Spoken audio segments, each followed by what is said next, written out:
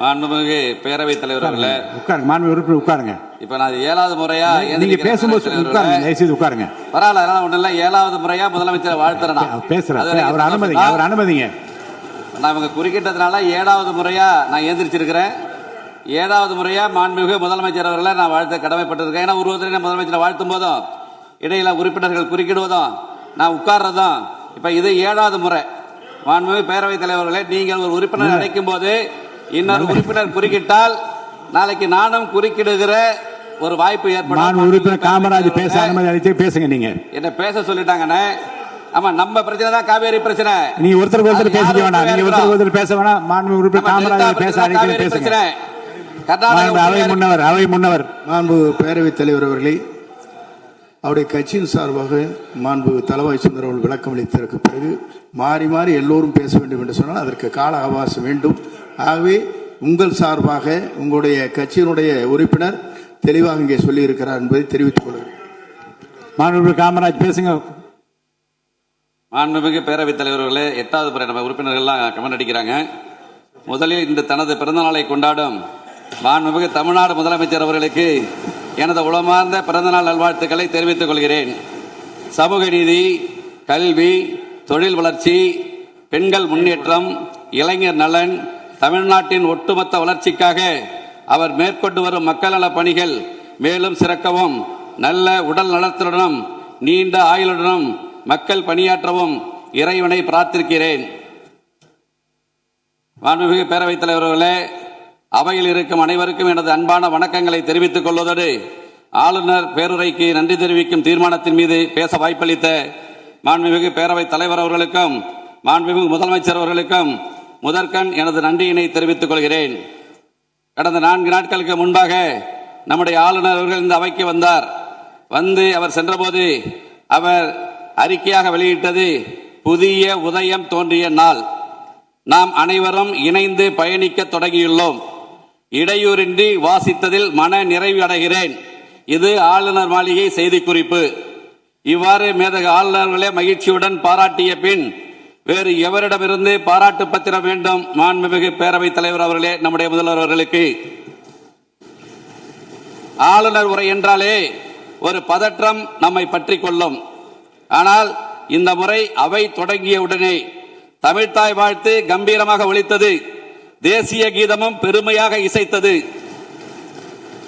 மேதகு ஆளுநர் அவர்களும் ரொம்பவே சந்தோஷமாக புன்னகையோடு தன் உரையை வாசித்து முடித்ததோடு இன்றைக்கு தமிழ்நாட்டில் ஒரு மாபெரும் சரித்திர புரட்சியை தன்னந்தனியே ஏற்படுத்தி உள்ளார் நமது மாண்புமிகு முதலமைச்சர் என புகழ்ந்திருக்கிறார்கள். இதைவிட இந்த அரசுக்கு வேற என்ன பெருமை வேண்டும்? மாண்புமிகு பேரவைத் தலைவர் அவர்களே, நமது முதலமைச்சர் நாற்காலியில் வந்து உட்கார்ந்தவுடனேயே அரசுக்கும் ஆளுநர் மாளிகைக்கும் நடுவில் இருந்த எல்லைக்கோடு அழிக்கப்பட்டு அது நட்பின் பாலமாக அமைந்துவிட்டது. இதோடு நிற்கவில்லை. மத்திய அரசுக்கும் மாநில அரசுக்கும் இடையே ஒரு இணக்கமான ஒரு உறவு இருந்தால் மட்டும்தான் மாநிலம் வளரும் என்பதை புரிந்து மிக மிக முதிர்ச்சியான ஒரு அரசியல் பாதையை அமைத்துக் கொடுத்திருக்கிறார் நமது மாண்புமிகு முதலமைச்சர் அவர்கள். இதுதான் மற்ற தலைவர்களுக்கும் வழி நடத்த தெரிந்த நமது மாண்புமிகு முதலமைச்சர் அவர்களுக்கும் உள்ள வித்தியாசம் என்பதை இந்த அவையில் நான் தெரிவித்துக் கொள்ள கடமைப்பட்டிருக்கிறேன். மாண்புமிகு பேரவைத் தலைவர்களே, 4 நிமிஷம் ரொம்ப கூட போயிட்டு பேரவைத் தலைவரே, 7 தடவை எழுந்திருக்க கொஞ்சம் குறைச்சிங்க. மேல 4 நிமிஷம் 17 நிமிஷம் ஓடி வச்சு 8 தடவை எழுந்திருக்கிற மாண்புமிகு பேரவைத் தலைவர் 5 நிமிஷம் கூட அனுமதிக்கணும். மாண்புமிகு பேரவைத் தலைவர்களே, நம்பிக்கையில் சிறந்தது தன்னம்பிக்கை. தன்னால் எதையும் சாதிக்க முடியும் என்ற நம்பிக்கை தான் தன்னம்பிக்கை.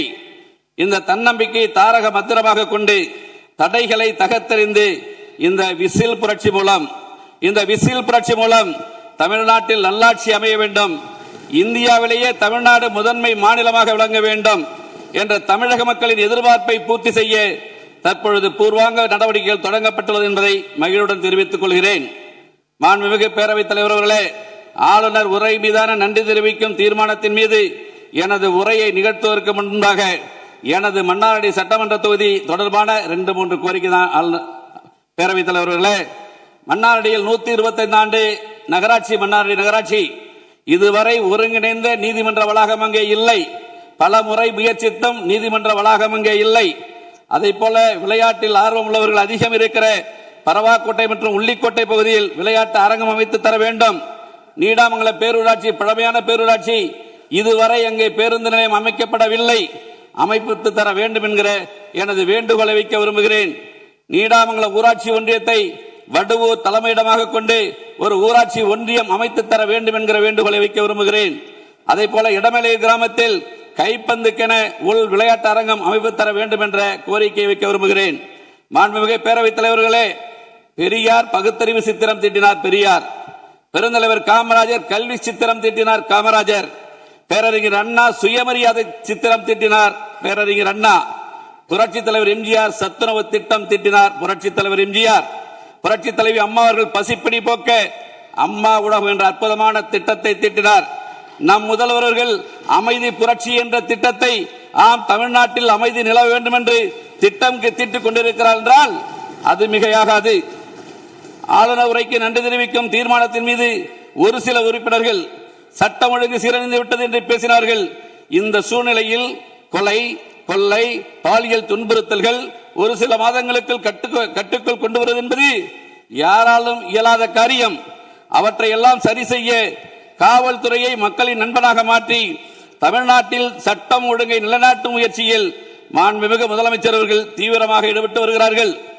ஆளுநர் உரை பத்தி 18 பெண்களின் பாதுகாப்பினை பேணி காப்பது, பெண்களுக்கு எதிராக இரும்பு கரம் கொண்டு ஒடுக்குவதற்காக சிங்கப்பெண் அதிரடிப்படை உருவாக்கப்பட்டிருக்கிறது. இந்த அரசால் உருவாக்கப்பட்டுள்ளது. இதனால் சட்டம் ஒழுங்கு கட்டுப்பாட்டுக்குள் வரும் என்பதில் எல்லளவும் சந்தேகம் இல்லை. ஆளுநர் உரை பத்தி 19 போதைப் பொருள் தடுப்பு சிறப்பு படை அனைத்து மாவட்டங்களிலும் உருவாக்கப்படும் என்று குறிப்பிடப்பட்டிருக்கிறது. இந்த சிறப்பு படை அமைக்கப்பட்ட பின் போதைப் பொருள் நடமாட்டம் கட்டுக்குள் கொண்டு வரப்பட்டு இதன் மூலம் சட்டம் ஒழுங்கு சீராகும் என்பதில் எல்லளவும் சந்தேகம் இல்லை. தமிழ்நாட்டின் அடையாளமாக தமிழ் மொழி உள்ளது. உலகத்தோடு நாம் போட்டி போட ஆங்கில மொழியும் தேவை. எனவேதான் இந்த இரு மொழிக் கொள்கையில் இந்த அரசு எவ்வளவு உறுதியாக இருக்கிறது என்பதை ஆளுநர் உரை தெளிவுபடுத்தியுள்ளது. இது வெறும் பேச்சல்ல, இது செயல் அரசு என்பதை நிரூபித்திருக்கிறது. தமிழ்நாட்டின் நிதி சுமை குறித்து வெள்ளை அறிக்கை வெளியிட்டுள்ள இந்த அரசு அரசின் வருவாயை பெருக்குவதும் திசை மாறி சென்ற அரசு வருவாயை அரசின் கருவூலத்திற்கு எடுத்துச் செல்லும் வகையிலும் மதுபான உற்பத்தியாளர்கள் மீது கூடுதல் சிறப்பு கட்டணம் விதித்துள்ளது உண்மையிலேயே வரவேற்கத்தக்கது. இதன் மூலம் அரசுக்கு 1000 கோடி ரூபாய் கூடுதல் வருவாய் கிடைக்கும் என்ற நிலை ஏற்பட்டுள்ளது. அதே போல கனிமங்கள் மூலமாக கிடைக்கும் வருவாயை இரட்டிப்பாக்க அரசு தீவிரமாக முயன்று வருவதாக ஆளுநர் உரையில் குறிப்பிடப்பட்டுள்ளது வரவேற்கத்தக்க ஒன்றாகும். இதேபோன்று வாக்குறுதியை நிறைவேற்றும் வகையில் 2 மாதங்களுக்கு 500 யூனிட் மின்சாரம், 200 யூனிட் இலவச மின்சாரத்தை வழங்க உத்தரவிட்டுள்ளது. இதனால் ஏழை எளிய நடுத்தர மக்களின் நிதி சுமை வெகுவாக குறைந்து மகிழ்ச்சியில் இருப்பதை கண்கூடாக காண்கிறேன் என்பதை இங்கே நான் சுட்டிக்காட்ட கடமைப்பட்டிருக்கிறேன். இந்த அரசை ஆதரிக்கும் கூட்டணி கட்சிகளுக்கு மதிப்பளிக்கும் வகையில் அந்த கட்சிகளுக்கு ஆட்சியிலும் அதிகாரத்திலும் பங்களித்துள்ளது தமிழ்நாட்டு அரசியலில் ஒரு மறுமலர்ச்சியை, ஒரு புத்துணர்ச்சியை ஏற்படுத்தியுள்ளது என்பதை நான் பாராட்ட கடமைப்பட்டிருக்கிறேன். பொதுமக்கள் நலனை கருத்தில் கொண்டு 717 மதுபான கடைகளை மூடியது, பயிர்க்கடன் பெற்ற விவசாயிகளுக்கு கடன் தள்ளுபடி செய்தது, கல்வியை பொது பட்டியலில் இருந்து மாநில பட்டியலுக்கு மாற்ற நடவடிக்கை எடுத்தது, கச்சத்தீவு பிரச்சனைகளுக்கு தீர்வு காண மத்திய அரசை வலியுறுத்தியது உண்மையிலேயே வரவேற்கத்தக்கது. அதற்காக இந்த அரசை நான் மனதார பாராட்ட கடமைப்பட்டிருக்கிறேன். ஆளுநர் உரை பத்தி 31 பல்கலைக்கழகங்கள் மற்றும் உயர்கல்வி நிறுவனங்களில் நீண்ட காலமாக காலியாக உள்ள உதவி பேராசிரியர் மற்றும் ஆசிரியர் பணியிடங்கள் தகுதி மற்றும் திறன் அடிப்படையில் வெளிப்படையான முறையில் நிரப்ப போர்க்கால அடிப்படையில் நடவடிக்கை எடுக்கப்படும் என்ற அறிவிப்பு படித்த இளைஞர்களிடையே பெருத்த மகிழ்ச்சியை ஏற்படுத்தியுள்ளது. இந்த அறிவிப்பு இளைஞர்கள் அரசு வேலை பெற வழிவகுக்கும். இதை நான் மனதார வரவேற்கிறேன். காவேரி விவகாரம், அதை பற்றி பேசக்கூடாது என்று மாண்புமிகு பேரவைத் தலைவர் குறிப்பிட்டீர்கள். இது மற்றவருக்கு வேண்டுமானால் அது நீர், எங்களுக்கு அது உயிர். இங்கே டெல்டாவில் இருக்கிற அனைத்து சட்டமன்ற உறுப்பினர்களுக்கும் அது நீர். அதாவது விவசாயிகள் நலனை பாதுகாப்பதற்கும் தமிழ்நாட்டு மக்கள் எதிர்பார்ப்பை நிறைவேற்றுவதற்கும் சட்ட ரீதியாக எப்படி எதிர்கொள்வது என்பதை பற்றித்தான் தீர்மானம் முழுமையாக நிறைவேற்றியிருக்கிறார்கள். அருள் கூர்ந்து மேகதாது பற்றி பேச வேண்டாம் என்று கேட்டுக்கொள்கிறேன். அன்புமிகு பேரவைத் தலைவர்கள், நான் உள்ள போல காவேரி எங்களுக்கு உயிர், டெல்டா மாவட்டங்களுக்கு உயிர், இங்கே இருக்கிற மற்றவர்களுக்கு அது நீர். எங்களுக்கு உயிர். மாடு கட்டி போரடித்தால் மாளாது என்று சொல்லி யானை கட்டி போரடித்த எங்கள் பகுதி. சோழ வளநாடு இந்த நாட்டிற்கே சோறு போட்டது என்று கூறிய பகுதி எங்கள் பகுதி. அந்த பகுதியிலிருந்து உணர்வோடு பேசுகிறோம். கர்நாடகா இந்த விஷயத்தில் ஒற்றுமையாக இருக்கும் போது தமிழ்நாட்டில் இருக்கிற நம்முடைய மக்கள் பிரதிநிதிகள் ஒற்றுமையாக இருக்க வேண்டும் என்கிற வேண்டுகோளைத்தான் நான் இங்கே வைக்க விரும்புகிறேன். அதற்குள் நான் செல்ல விரும்பவில்லை. எனக்கு பேச வேண்டிய டயத்துக்கு பிறகு 8 தடவை நான் எழுந்திருச்சிருக்கேன். அதனால நான் அதுக்குள்ள போகல என்பதை வலியுறுத்தி கேட்டுக்கொண்டு நல்ல வல்லுநர்களை கொண்டு இங்கே பேசிய ஒரு ஒருமித்த கருத்தோடு அந்த தீர்மானத்தை, அந்த முதலமைச்சர் கொண்டு வந்த சிறப்பு வாய்ந்த தனி தீர்மானத்தை நல்ல வல்லுநர்களை கொண்டு சிறப்போடு நாம் அதை ஏற்க வேண்டும் என்கிற வேண்டுகோளை மட்டும் வைத்து அதற்குள் நான் நுழைய விரும்பவில்லை. ஆளுநர் உரை பற்றி 32 காவேரியில் தமிழ்நாட்டிற்கு உள்ள உரிமையை உரிய காலத்தில் பெற நடவடிக்கை எடுக்கப்படும் என்ற அறிவிப்பு பாராட்டுக்குரியது. நிலத்தடி நீர்மட்டத்தை உயர்த்தவும் மழை காலங்களில் ஒரு நீரை சேமிக்கவும் ஏதுவாக ஏரிகள் மற்றும் குளங்கள் பராமரிப்பு திட்டம் ஒவ்வொரு ஆண்டும் செயல்படுத்தப்படும் என்று ஆளுநர் உரையில் அறிவிக்கப்பட்டுள்ளது மிகுந்த மகிழ்ச்சி அளிக்கிறது. இதற்காக இந்த அரசை நான் பாராட்ட கடமைப்பட்டிருக்கிறேன். இதேபோன்று கடலுக்கு செல்கிற நீரை தடுக்க வகையிலும் மழை நீரை சேமிக்கும் வகையிலும் தேவையான இடங்களில் தடுப்பணைகள் கட்ட நடவடிக்கை எடுக்கப்படும் என்ற அறிவிப்பு உண்மையிலே வரவேற்கத்தக்கது. ஆளுநர் உரை பத்தி 36 முல்லை பெரியார் அணை பகுதியில் பழுது பார்க்கும் பணிகளை மேற்கொள்ளவும் அணையின் நீர்மட்டத்தை உயர்த்தவும் கேரள அரசின் புதிய அணை கட்டும் முயற்சியை தடுக்கவும் நடவடிக்கை எடுக்கப்படும் என்று குறிப்பிடப்பட்டிருக்கிறது. உண்மையாக வரவேற்க நான் கடமைப்பட்டிருக்கிறேன். தமிழ்நாட்டில் உள்ள நதிகளை முதல் கட்டமாக இணைப்பது 10 நிமிஷம் 11 நிமிஷம் 8 நிமிஷம் ஏன் பேரவைத் தலைவர்களே 8 தர ஏன் 5 நிமிஷம் கூட விடுங்க, முடிக்க ஒரே பக்கம் தான். இன்னைக்கு நல்ல எக்ஸசைஸ் உங்களுக்கு 8 முறை எழுந்து முடிச்சிடறேன். இல்ல பேரவைத் தலைவர் 11 நிமிஷம் ஓடி இருக்கு. 8 தடவை இடையில குறுக்கிட்டு இருக்காங்க பேரவை உறுப்பினர்கள். ஒரு 4 நிமிஷம்.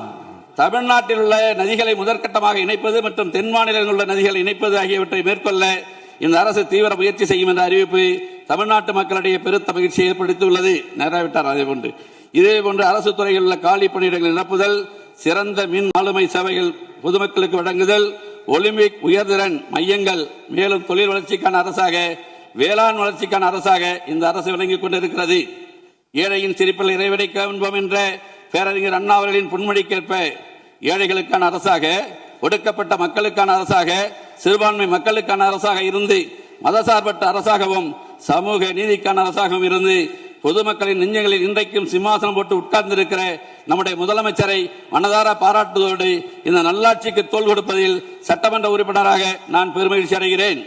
மொத்தத்தில் இந்த ஆளுநர் உரை தமிழ்நாட்டு மக்களை வளர்ச்சி பாதையில் அழைத்துச் செல்லும் முறையாக, தமிழ்நாட்டை அமைதி பூங்காவாக மாற்றும் முறையாக அமைந்துள்ளது தெரிவித்து வாய்ப்பளித்த உங்களுக்கு நன்றி கூறி, எனது மன்னார்குடி சட்டமன்ற தொகுதியில் சமீபத்தில் பள்ளி குழந்தைகள் 3 பேர் இறந்திருக்கிறார்கள்.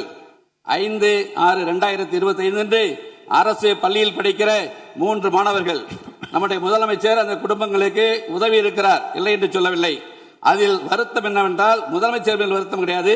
அந்த குடும்பத்தில் 3 குடும்பத்திலும் ஒரு ஆண் பிள்ளைகள் தான். இந்த 3 ஆண் பிள்ளைகளும் இறந்து விட்டார்கள். அந்த 3 குடும்பத்திலும் ஒரு ஆண் பிள்ளை, ஒரு குடும்பத்தில் ஒரே ஒரு ஆண் பிள்ளை, இன்னொரு குடும்பத்தில் ஒரே ஒரு ஆண் பிள்ளை, இன்னொரு குடும்பத்தில் ஒரு ஆண் பிள்ளை ஒரு பெண் பிள்ளை. மொத்தத்தில் அந்த 3 குடும்பங்களிலும் 3 ஆண் பிள்ளைகளும் இறந்து விட்டார்கள். உங்கள் மூலம் மாண்புமிகு முதலமைச்சரை நான் கேட்டுக்கொள்வது, அந்த 3 குடும்பங்களுக்கும் அரசு வேலைவாய்ப்பில் முன்னுரிமை கொடுக்க வேண்டும் எனக்கு வேண்டி கேட்டு உங்களை மனதார பாராட்டி விடைபெறுகிறேன். நன்றி, வணக்கம்.